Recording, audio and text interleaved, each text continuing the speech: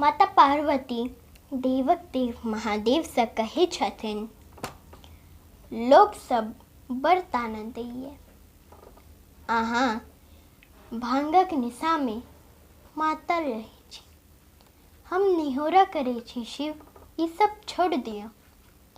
गौरी माता की सब कहे छथिन सुनल जाओ।